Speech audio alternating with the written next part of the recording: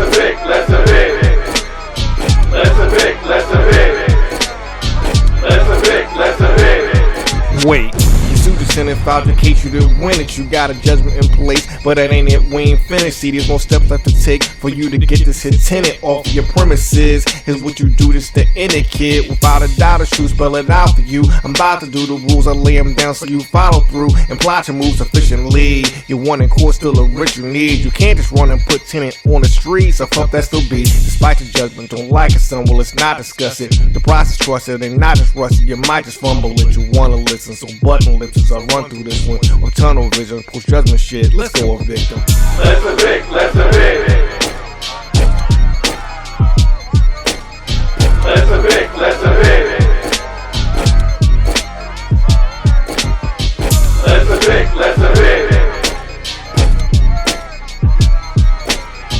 Let's evict, let's evict.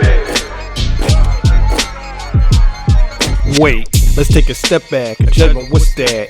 When we're talking your case, let's just say it's the end. As in the disposition, the lesser written says it wins the matter at hand. And put simply, it says the remedy handed down.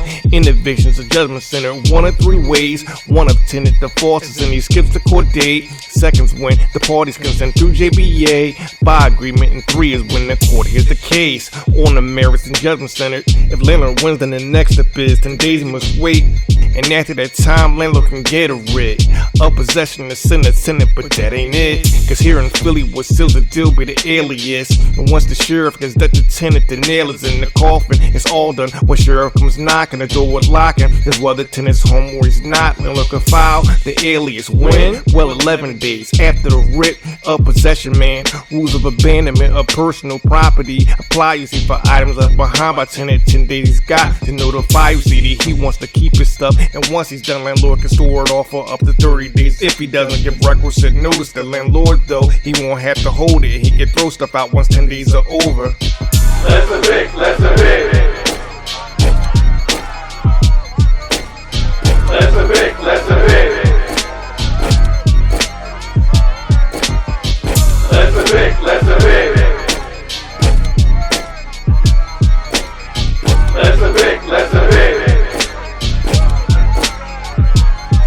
Wait, that's procedure to get free a tenant, but people aware that he's got remedies to keep it from ridding them from the premises. See, it depends on the type of judgment that you got on tenant that informs all is right. If he defaults because he didn't show, he file a petition, yo, to get the court to open up the judgment he needs to show. A good excuse for missing the date, then explain a good defense that he can make the landlord's case to a win plausibly.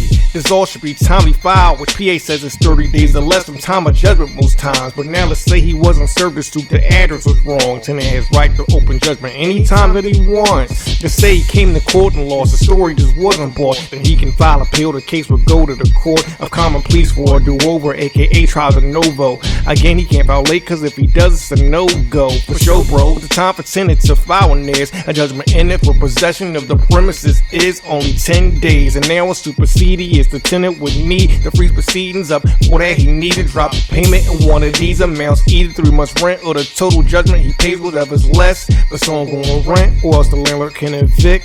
No, if he's low income, then that's a little different. For now, let's just say payment you get if appeal is pending. If judgment is entered by consent, wouldn't hear in Philly, there's no appeal. See, and that's ideal if you get it. It saves you effort, and the end is one more method that the tenant can use to his advantage. When all else fails, he can just pay and stay to save the day. If he pays the judgment amount due, then he can stay. He can pay any time up to the lockout, even if the sheriff's outside his house to change the locks now. Wait, I'm just saying, the tenant still has the right to the property after the judgment.